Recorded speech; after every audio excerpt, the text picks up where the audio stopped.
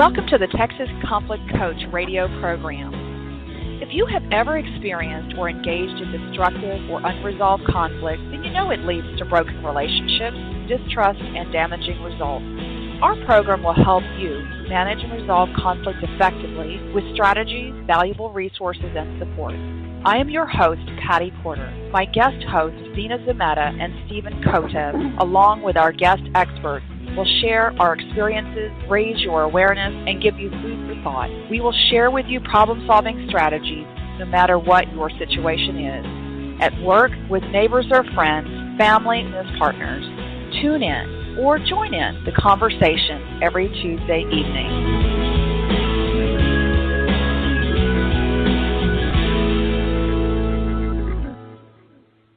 Good evening, listeners.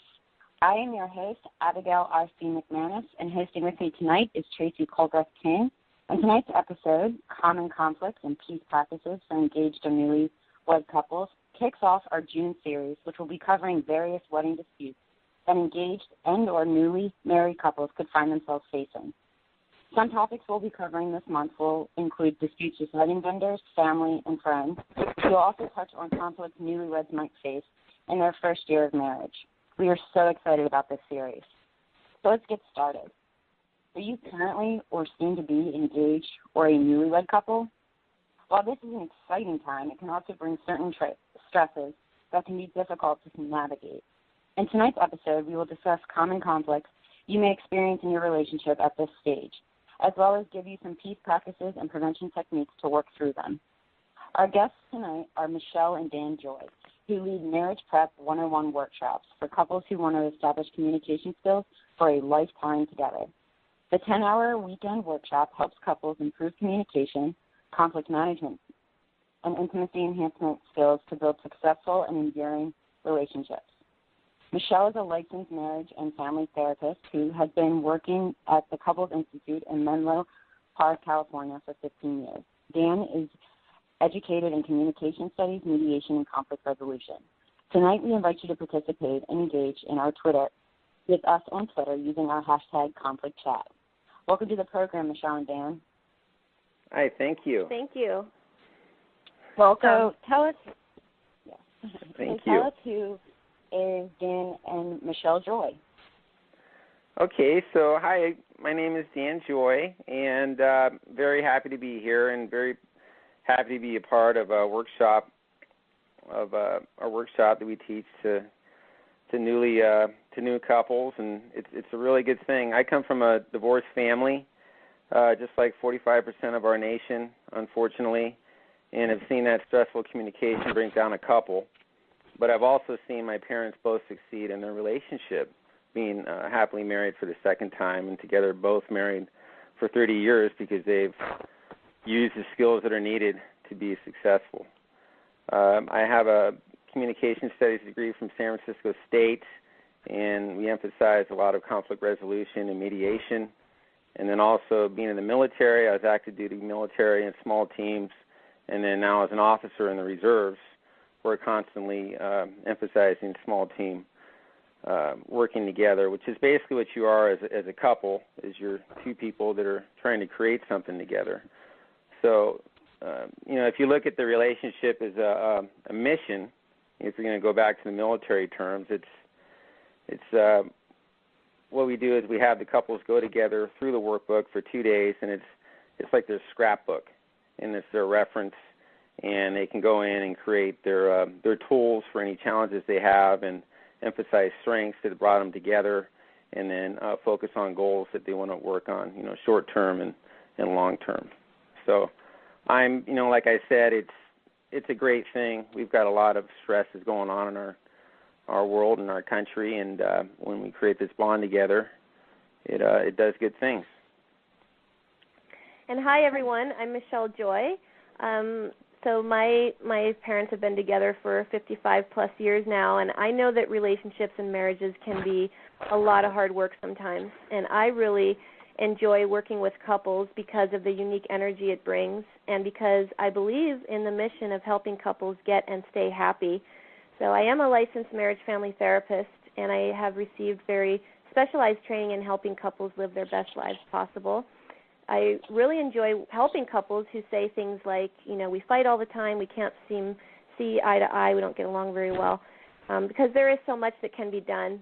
There's lots of tools to be offered, and that's why I'm so excited to be leading these Marriage Prep 101 workshops with my husband, Dan, where we focus on improving communication with the couples when they're first getting together. That's great. And I know, Dan, you mentioned about Marriage Prep 101, but can you tell us a little bit more about what is Marriage Prep 101? So it's a 2-day workshop, and it's located in San Francisco at Fort Mason, which is an old Army fort in San Francisco. And what we do is we spend 2 days of laying out topics and assignments to couples where they get to work together as a couple and work on exercises and interact with one another and find out more about each other.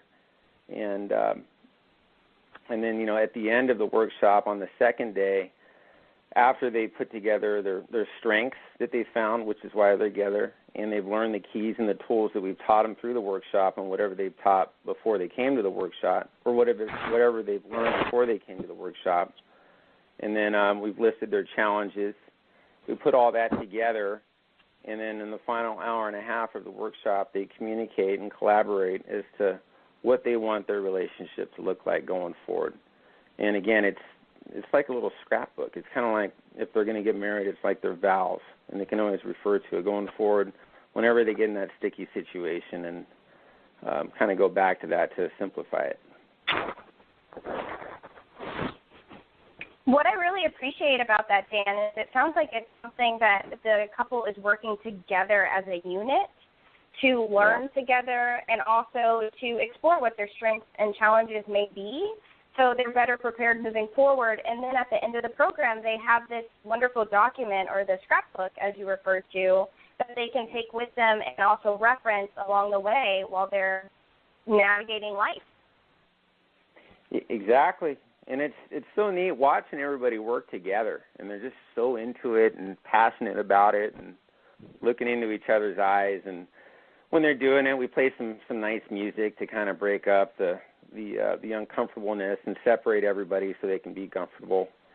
So it's great, because there's a lot of external forces that are pulling us from each other as we go through life, and when you polish these up, it makes it a lot easier.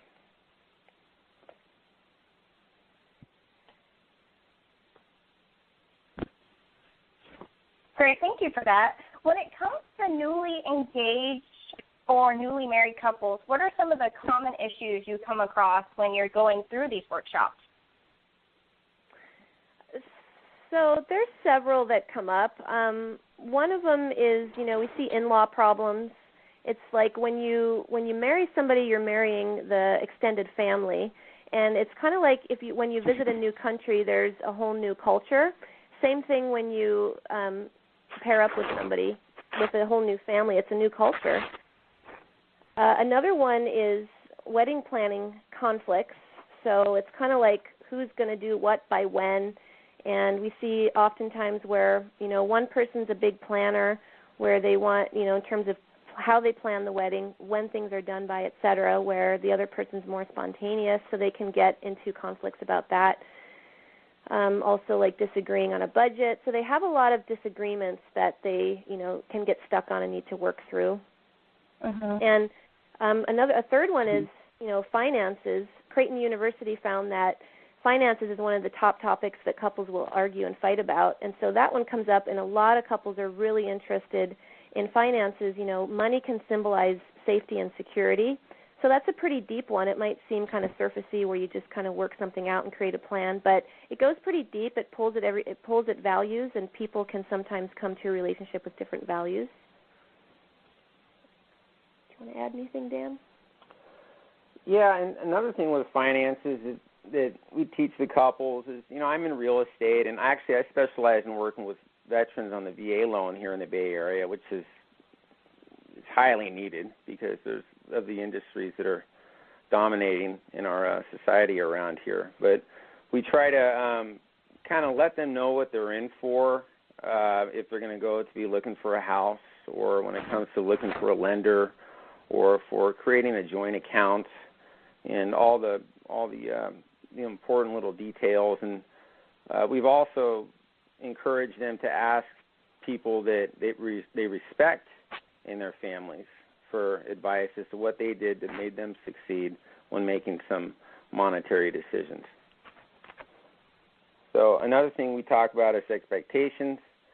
A lot of the times when couples get together, those are your strengths. What is it that you like about your partner so much? But that doesn't mean because you've been together for so long that you can actually stop doing those things. You don't want to become complacent. So try to remember what it is that your partner likes and keep doing that and maintain it. And, we've got a nice image that we have on the board about the Golden Gate Bridge, and you got to keep that. It's continuous work. You got to, when you get into household chores and roles, what are you expecting of your partner when you get into that? And birthdays or anniversaries, you want to continue to give your wife or your partner a card, etc. Anniversaries. Yeah, and another one we come up against is sometimes one partner will feel threatened by somebody else in their partner's life, like a really good friend that their partner has that they might feel threatened by. They say, wow, you guys get along really well. So they need to have conversations about how that relationship is handled. So that one comes up a lot. Yeah, and incompatibilities, moving together, that's a big one. That's the great epiphany. How do you manage conflict? Michelle talks about the honeymoon phase to the couples at the workshop, but really when you get into the nitty-gritty, how are you handling that conflict now that you're together in that property? And how are you working your differences out? And how are you loading the dishwasher? And is your partner agreeing with how you load the dishwasher? Are you messy? Are you neat? And is there one person that likes to go out, or is there one person that likes to stay in? And are you meeting in the middle and finding what works for you both so that you can kind of, be interdependent? You're an interdependent partnership now that need to work together responsibly. I love that you brought up, I was chuckling to myself as you mentioned loading the dishwasher, because my husband and I, when we lived in my apartment, actually didn't have a dishwasher, so that was fine. But once we moved in together into our house, we actually Googled, how you're properly supposed to load a dishwasher, because there was some disputing about who was right about that. So I was chuckling when you mentioned that, because that was definitely an incompatibility that I didn't even think about when we moved in together. Yeah, and it's funny is that as much as we bicker about it, we still stick to it. My theory is you can't put bowls on the top shelf because it serves as an umbrella for the dishes below, but it still happens, and we meet in the middle on it. Yeah, same with me. I didn't realize there was an official appropriate way to load or unload a dishwasher, but that actual example comes up a lot at our workshops, and it's something that couples chuckle about because they look around and see that other couples argue about that too. Mm-hmm. So it's a way of making light of it, but yeah, it's a common one. And that's the neat thing about smaller workshops is because it's a little bit more personable in there. When you get a lot of couples in there, there's not as much space in between. So that's, we've been afforded some of those opportunities when there's less people, and it sets a different tone. But overall, it's a good result for everybody, no matter how many people there are. Great.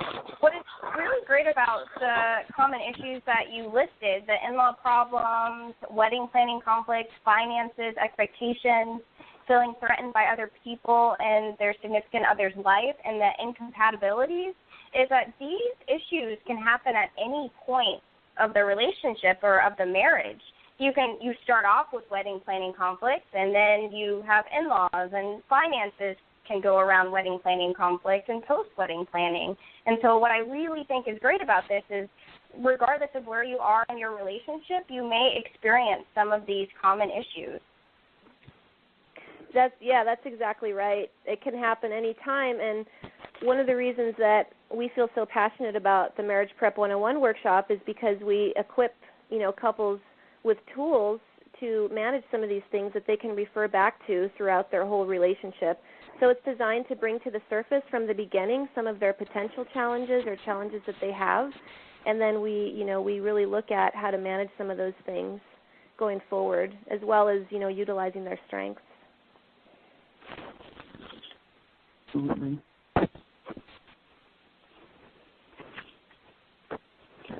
That's really great. Is there anything that you wanted to add, Abigail? No, I was going to go into the breaking down of the questions. Okay. Of the common issues.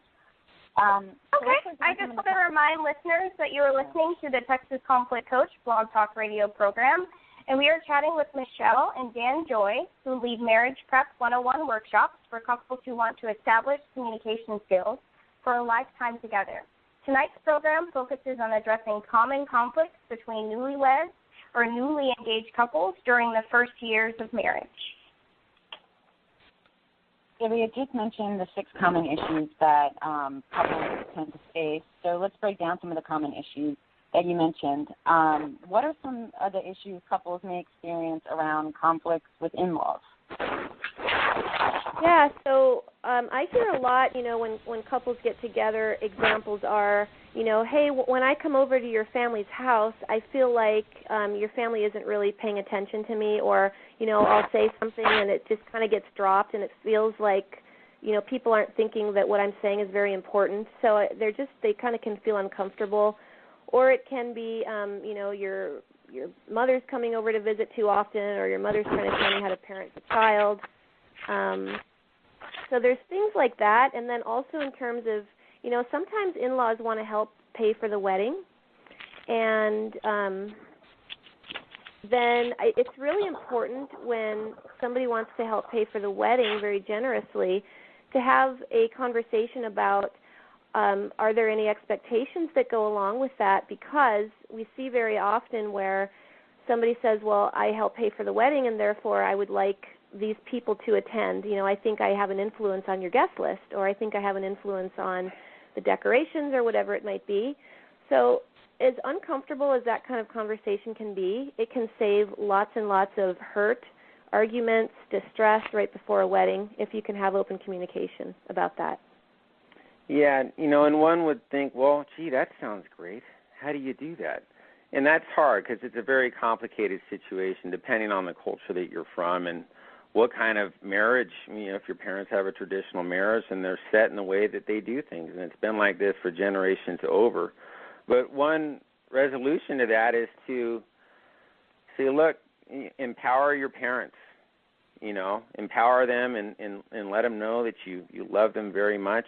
And but look, this is what we're going to do. This is what we want to do together as our partnership, and we're doing this, and we need you to respect that. And but you have to empower them and let them down easily. And that doesn't just go with the wedding. It goes with anything. Maybe somebody wants to help you with the down payment on a house or a down payment on a car, because there are strings attached there. So you do need to draw the line at some point and let them down easy if you have to. But show respect for your wife or a husband at the same time, and the father and the mother at the same time that you're doing it. Try to be graceful so that nobody's feelings are hurt.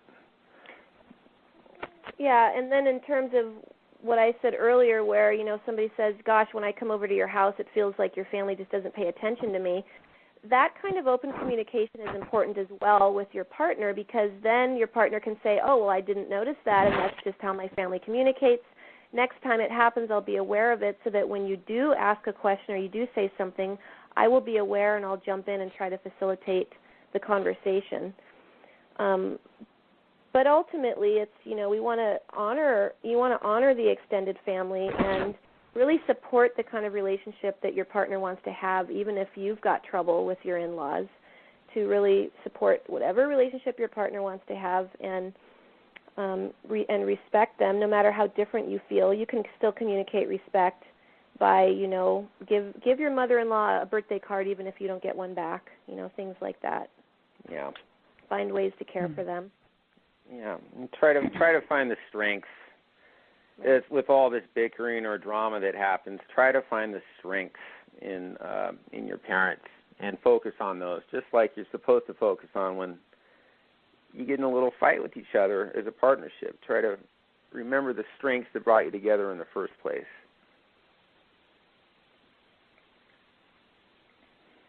Yeah, So I love that. I think that's... Sorry, go ahead, Tracy. I was just going to say that it seems like one of the huge pieces of this is to be open and honest in the way that you communicate with one another, whether you're communicating with your parents or your in-laws or you're communicating with your spouse. You need to be true to who you are and who you are as a couple, and also be aware about the people that are around you and kind of be in tune with their needs as well as yours. Yeah. Right. Yeah, well said. Right. Yeah.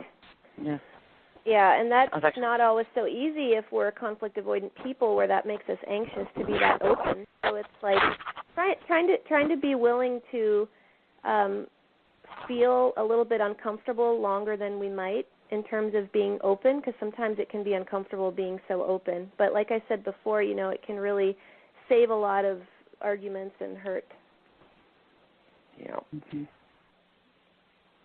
Mm-hmm. And I just like the piece about letting them down easily and having a conversation with the significant others, in-laws, or your family, just to make sure that they know that you're on an even playing field. I think I've heard other people talk in their relationships about their in-laws, and it's not as easy, and then you find that the couples end up taking sides, and that can be really tricky, especially starting off in the beginning. So I think that having that conversation is definitely important. Yeah, it's like that. I remember when we go on these field trips as kids in the 5th or 6th grade, they'd have us put an egg in the shoebox, and they said, okay, insulate it as much as you can, because we don't want your egg to crack when you throw it off the tree. It kind of reminds me of that as a metaphor. It's a very fragile thing, and you don't want to create any wedges or any space in between you just starting off, because families are so sensitive. So if you can just focus on those principles, everybody will end up respecting each other and that in the future. Yeah. Mm-hmm. Absolutely. I agree. When it comes to expectations in the relationship, can you share with our listeners what that looks like and how they can manage them? Yeah, so examples of we all bring expectations forward, into our relationship, and they can come from a number of different places, but one is, past relationships, how you did things there, or how your family of origin did things. But an example is your birthday comes around and you didn't get a card, but you got a gift, or you got something else, but you didn't get a card. And some couples will not say anything, but they will be silently hurt, and then over the years they get resentful, and that can kind of build up over time. But that's an example, of an expectation. Or and so that, because couples can sometimes say, well, I'm not going to say anything, I should just be grateful that they got me this gift, we still say it's important to be open, and say, thank you so much for the gift you got me, I love it, and what makes me really feel special on my birthday is when you get a card for me and when you write it out. That's not being selfish. It's not, trying to guilt your partner into doing something. It's just really being open and saying, hey, here's what's really meaningful to me. So that's kind of taking care of that kind of expectation. Yeah. And, this new world that we live in, we're all traveling so much, and it's just creating all these duties or creating this space between us. So we have to communicate more. We've got all this technology, but we need to be persistent with our communication, just like we were when we first met. That's why we fell in love with each other, or we decided we want to be together forever. It's because that was something that sensitivity that we appreciated brought us together. So I think that needs to be sustained going forward as well, as busy as we get. And that's practiced in the workshop. We've got some great exercises that we do that, and the couples can put that down as a reference, as a strength in their workbook, or even a skill to work out any challenges they might have. Yeah, and another other examples of these kind of expectations that we're talking about are, let's say somebody goes out of town and the other person's waiting at home waiting to hear from them, and they don't hear from them, and so then they get angry. And it's like, well, we haven't discussed that yet about what your expectations are in terms of how often I check with you when I'm out of town. So instead of getting angry, we can kind of keep it in our mind and say, well, we haven't talked about this. It's not an indication of how important you are to your partner. It's just different expectations, that's all. So it's like you come together and talk about it. Another one we see a lot is that couples get together and they move in, and one person assumes we're going to have traditional roles where one person really does a lot of domestic stuff and one person assumes something else. So that can cause a lot of conflict. But again, it's one, that's one area we address in our workshop is what you really want that to look like. So to be proactive about figuring that out and developing a picture going forward to prevent less conflict around that. And it's neat because it's actually written down. It's not just a thought. It's actually written down on paper, and they can break that out in the future. Say, look, you wrote this down, and this is what we agreed to. And it's almost like a constitution, But it also lets you explore the identity of your partner that you didn't know about them before. Mhm. Mhm. And what are some ways a couple's incompatibilities may impact their relationship? I know that was another one we mentioned. So there's a couples sometimes, come in and say, we don't know if we're compatible or not. But a lot of the times it's like how they handle the incompatibilities. A real common one is, one person says they're messy and the other person says they're neat. And they can argue about that. The messy person really wants the neat person to loosen their collar a little bit, loosen up. And the other person says, why do you leave your stuff laying around all over the place? And it's really a matter of, in a situation like that, and really in any area that there's a difference in incompatibilities, is to close the gap a little bit. And this is an example even between Dan and I, where, not mentioning any names, but one of us is messier and one of us is neater than the other. And, okay, I'll say it. I'm the messier one, but I leave little piles around the house, but they're organized piles. I know what's in each pile. But we've learned how to work with it. It's, it was an area we had to go back and forth on. And it feels better to me to have a neater house, as it turns out. And so it matters to me that Dan likes a neater house. It motivates me to keep it neater. But I think it's not as neat as he would like it to be. So that's where he gives a little. He knows it's not, right? Is that how it feels to you? Yeah, I don't, there used to be 10 anthills, and it's not like there's 0 anthills anymore. There's maybe about 5. But they don't bother me as much anymore because I notice that she gives in to me as well, and it's just a matter of, you all know that when two people get together, it's tit for tat, and when you each give 50%, it actually means a lot. So if there were no anthills in the house because I didn't like anthills, then that may not be a healthy relationship. Right. Right, and the goal for any couple is it's not to be exactly the same, because we don't want a clone of ourselves. That would be really boring over time. In the beginning when you first get together, there's excitement and novelty, et cetera, but over time you want to have some differences. But the key is how they're managed. And it's like, okay, one person likes to go out a lot, the other person likes to stay in, and it's how that's managed. It's like, really closing the gap where each person gives a little bit.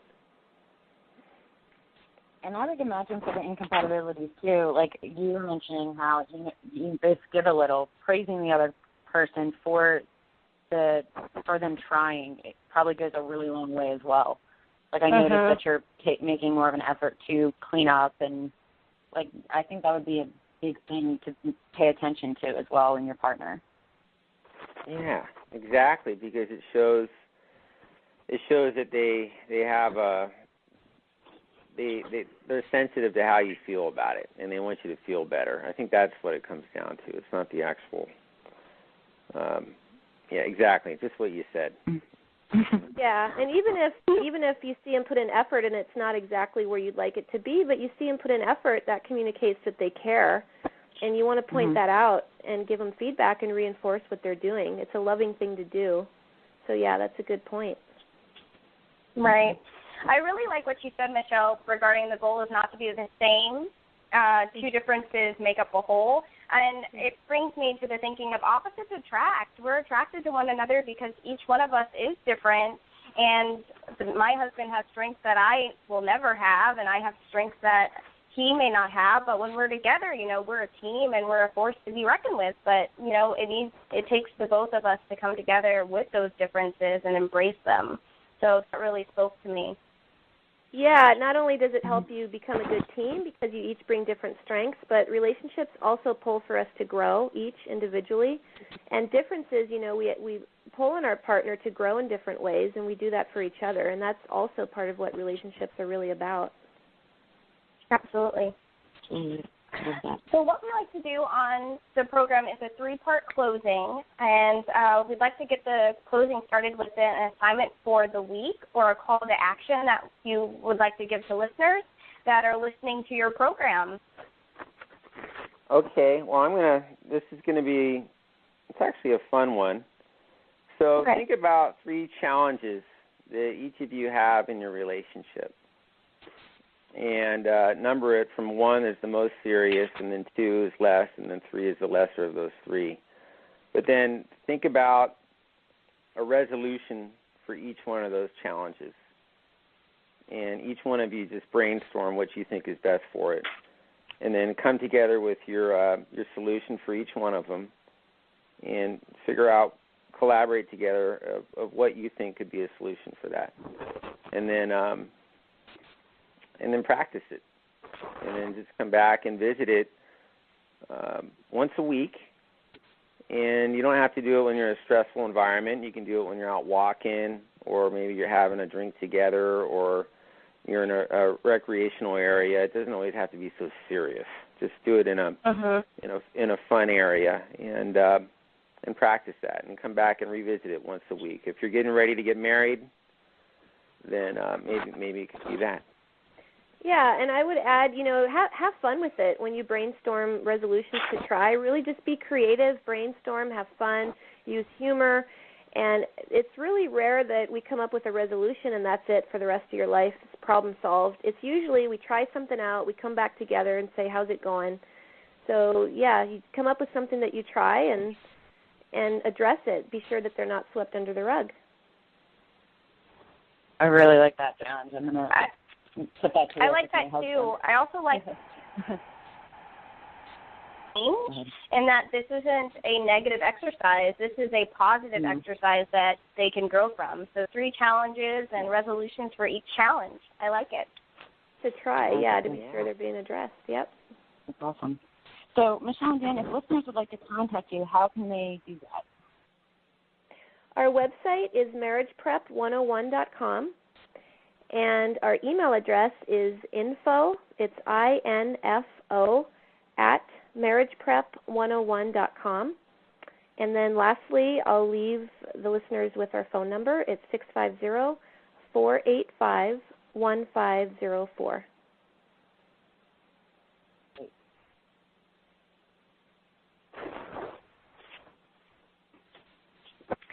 Thank you so much for that contact information, and I want to thank both you, Michelle, and Dan for coming onto the program and kickstarting our wedding series and common issues that couples may encounter. It's really been a great pleasure working with both of you. Thank you, and good luck to everybody out there. Thank you. It was a pleasure being here. Yeah, we appreciate it. So I want to ask, what final message do you want to leave with listeners? I would say a final message is to keep in mind, in the forefront of your mind, what makes your partner feel loved and valued, and have that in the forefront of your mind. Now if you're in the beginning of a relationship, but also years to come, to ask them in particular what that is. We have an exercise at our workshop that really, points to that question, and a lot of people, weren't really sure exactly what that was, so it's a real learning. There's something called the 5 love languages, and you can Google that. But yeah, so what makes your partner feel most loved and valued by you, and be sure that you continue to do those for your partner.